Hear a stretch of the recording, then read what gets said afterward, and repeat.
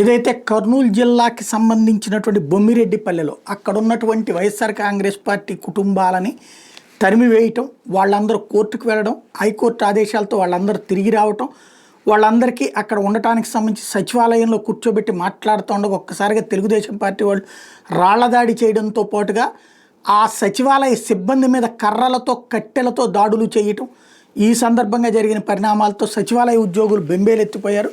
మేము ఉద్యోగం చేయలేము, మాకు భద్రత కల్పించకపోతే అంటూ వాళ్ళు తాజాగా అడిగినటువంటి అంశం, కంప్లైంట్ చేసినటువంటి వ్యవహారం ఇది.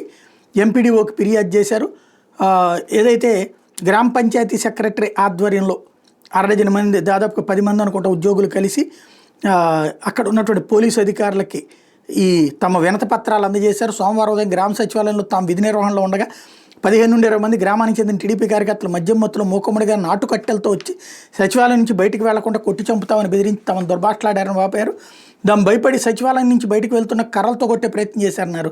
తాను తప్పించుకుని ప్రాణాల అరచేతిలో పెట్టుకుని పారిపోవాల్సి వచ్చిందన్నారు. ఇక మీద ఆ గ్రామంలో ఉద్యోగం చేయలేమని, తమపై దాడికి దిగిన వాళ్ళు ప్రధానమైన ఎంజీ నాగరాజు, కె శ్రీనాథుల మీద కేసు నమోదు చేసి చర్యలు తీసుకోవాలని పోలీసులు కోరారు. తమకు రక్షణ కల్పించబోతే బొమ్మిరెడ్డిపల్లి సచివాలయానికి హాజరు కాబోమని, అంతవరకు ఎంపీడీఓ కార్యాలయం విధులకు హాజరవుతామని చెప్పి అడిగారు. వింతపత్రం ఫిర్యాదు అందుకున్న సంబంధిత అధికారుల విషయాన్ని ఉన్నతాధికారుల దృష్టికి తీసుకెళ్తామన్నారు. దీంతో బొమ్మిరెడ్డిపల్లి గ్రామంలో 2 రోజులుగా సచివాలయ ఆర్బీకే సేవలు నిలిచిపోయినాయి. ఆర్బీకే భవనానికి తాళం వేసి ఉంటే సచివాలయ భవనంలో పోలీసులు పికెట్ ఏర్పాటు చేసుకున్నారు.